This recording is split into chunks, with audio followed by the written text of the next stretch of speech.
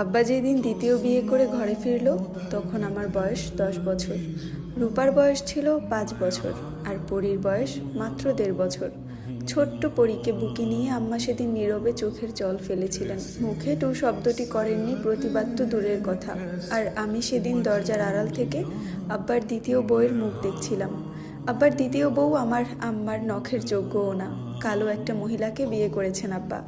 যেখানে আমার আম্মা তার চেয়ে 1000 গুণ বেশি সুন্দরী, তারপরও আব্বা ওই মহিলাকেই বিয়ে করেছিলেন। কারণ একটাই, আব্বা একটা পুত্র সন্তান চায়। না হলে তার এত সম্পত্তি কে দেখবে, তার জমিদারি কে সামলাবে? যেদিন পরীর জন্ম হলো সেদিন আব্বা বাড়িতে ফেরেনি, কিন্তু তার কাছে ঠিকই খবর পৌঁছেছিল যে তার মেয়ে হয়েছে। সেই জন্য আব্বা রাগ করে বাড়িতে আসেনি। তার ঠিক 2 দিন পর আব্বা বাড়িতে এসেছিল, কিন্তু কারোর সাথে কোনো কথা বলেনি। পরপর 3টা মেয়ে জন্ম দেওয়ার জন্য আম্মাকে অনেক কথা শোনায় দাদি। আম্মা নাকি ছেলে জন্ম দিতে পারবে না।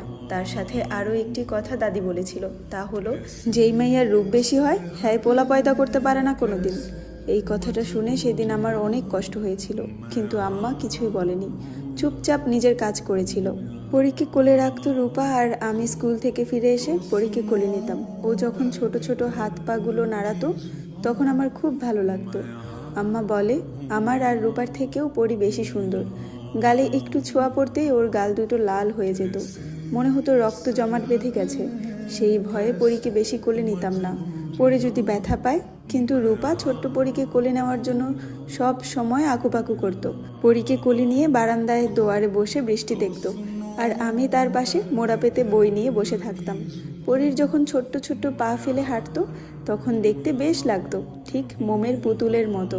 আমাদের দ্বিতীয় আম্মাকে দেখে আমি মুখ ফিরিয়ে নিই, কিন্তু রূপা আর পরী তো বোঝে না, ছোট তো। ওরা দুজনেই ওই মহিলার আশেপাশে ঘুরঘুর করতো। পরীকে যখন উনি কোলে নিত আমি দৌড়ে গিয়ে ওনার কোল থেকে ছিনিয়ে আনতাম পরীকে। কিছু না বললেও মনে মনে কষ্ট পেতেন উনি, এতে আমি খুব খুশি হতাম। তবে সবচেয়ে বেশি খুশি হয়েছি যখন ওই মহিলারও একটা মেয়ে হয়, কিন্তু দুর্ভাগ্যবশত ওনার মেয়েটা মারা যায়। এরপর আরও একটি মেয়ে জন্ম দেয়, কিন্তু সেটাও মারা যায়। তারপর যখন আর পড়তে পারলো না পড়ি, তার আগেই ডাক পড়ল আবেরজান বেগমের। সাথে সাথে বিষাদের ছায়া নেমে এলো পরীর মুখে। সবে মাত্র খাতাটা খুলে পড়তে বসেছিল সে, একটু পড়তে না পড়তেই ডাকাডাকি শুরু হয়ে গেছে। চোখ মুখ কুঁচকে সে পড়ার টেবিল থেকে উঠে দাঁড়ালো, শব্দ করে ঠেলে চেয়ারটা কিঞ্চিত দূরে সরিয়ে দিল।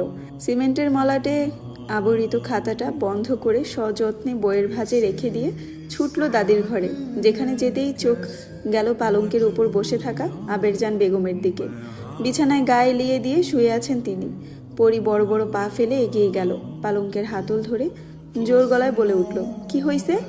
আবেরজান ঘাড় ঘুরিয়ে পরীর দিকে তাকালো, তারপর বললেন, মাইয়া মানুষ, এত ধূপধাপ শব্দ করে হাঁটস কেন?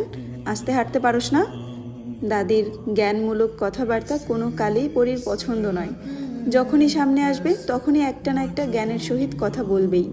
পরী দাদির প্রশ্নের জবাব না দিয়ে বলল, তুমি কি কইবা তাড়াতাড়ি কও, আমার মেলা কাম আছে।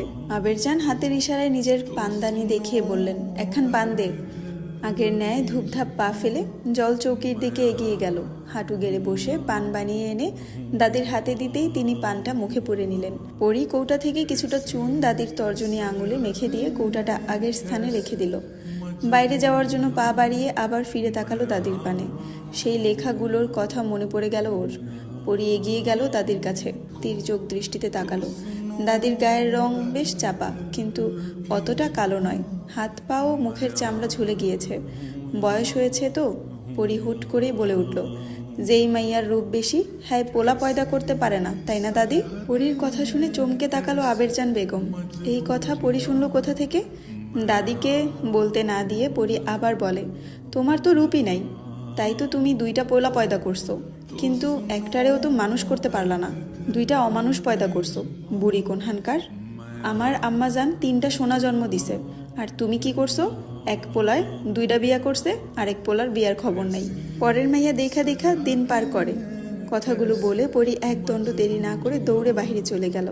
আবেরজান বেগমকে কিছু বলতেই দিল না। নিজের নাতনির উপর ক্ষুব্ধ হলেন আবেরজান।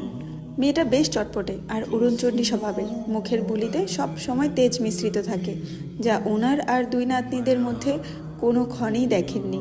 পরীর এরকম কথা শুনতে তিনি অভ্যস্ত, তাই বেশি না ভেবে তিনি পান খাওয়ায় মনোযোগ দিলেন। দাদির ঘর থেকে ছুটে বের হয়ে নিজের শয়ন কক্ষের দিকে পা বাড়াতেই আবার ডাক পড়ল। এবারের ডাকটা দিয়েছেন পরীর মা মালা বেগম। মায়ের ডাক শুনে আবার ঘুরে দাঁড়াতে হলো পরীর। সোনালি আপুর খাতাটা আজকে বোধহয় আর পড়া হবে না। ঘাড় ঘুরিয়ে একবার টেবিলের দিকে তাকালো সে। বইয়ের সাজানো স্তূপের মধ্যে আসামির ন্যায় পড়ে আছে খাতাটা। হাতছানি দিয়ে ডাকছে বেশ পরীকে, কিন্তু সময়ের অভাবে পরী আসতে পারছে না। অসহায় নয়নে শুধু খাতাটা দেখতে লাগলো সে।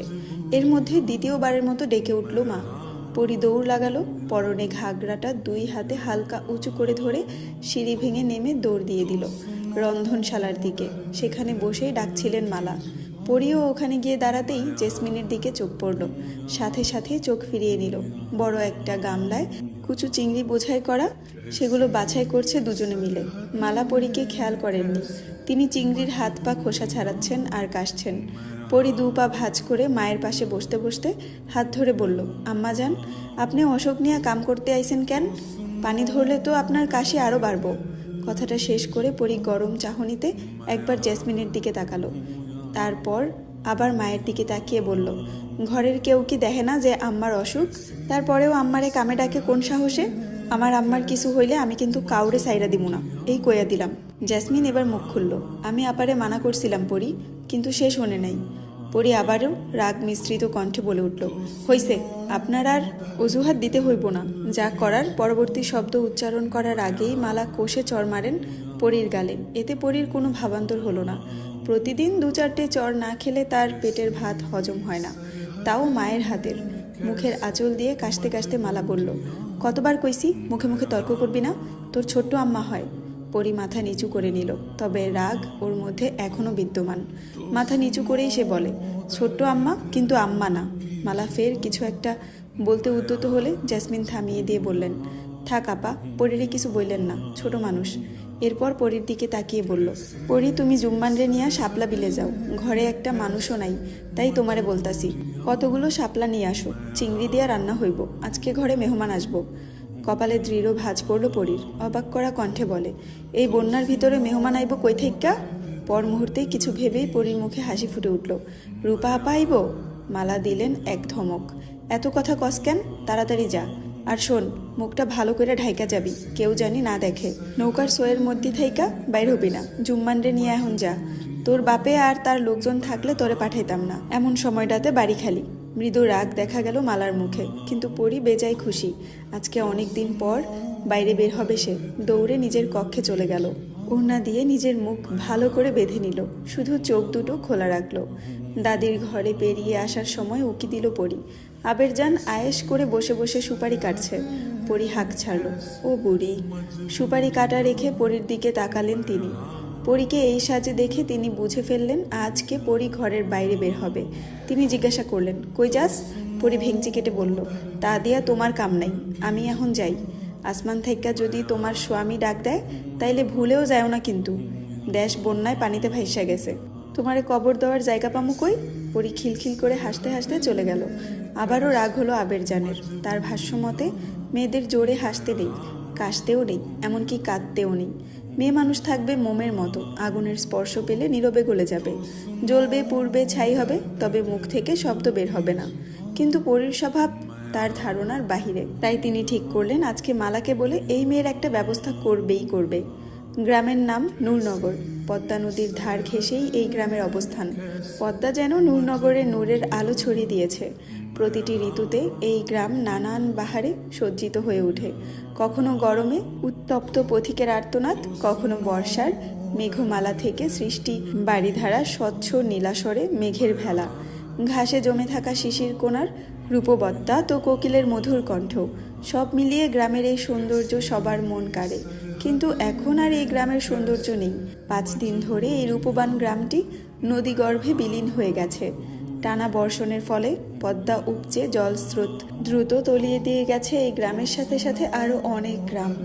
গরিব অসহায় মানুষেরা আশ্রয় নিয়েছে আশ্রয় কেন্দ্রে। কেউ কেউ নৌকা নিয়ে ভাসছে কিংবা কলা গাছের ভেলায়। দুর্ভিক্ষ নামিয়ে দিয়ে গেছে সারা দেশে। এই প্রলয়ঙ্কারী সর্বনাশা বন্যা। ঠিক এইরকম বন্যা হয়েছিল আজ থেকে 10 বছর আগে, 1988 সালে। আর এখন 1998 চলছে। এতগুলো বছর পর আবার সেই বন্যার মুখোমুখি সবাই। কেউই জানে না এই বন্যা কতদিন থাকবে, কতদিন মানুষ না খেয়ে অসহায় হয়ে পড়ে থাকবে। তারা কি বাঁচবে নাকি অসুখে অনাহারে অকালে প্রাণ হারাবে? হ্যালো, আসসালামু আলাইকুম ইব্রান। আমি জান্নাত রহমান আপনাদেরকে পরিযান গল্পের প্রথম পর্ব পড়ে শোনাচ্ছি। এটাই প্রথম শুরু করলাম। এটা লেখিকা হচ্ছে ইশিতা রহমান সানজিদা। আমার কণ্ঠে স্টোরিটি ভালো লাগলে অবশ্যই আমার চ্যানেলটি সাবস্ক্রাইব করবেন এবং লাইক কমেন্ট করে পাশে থাকবেন।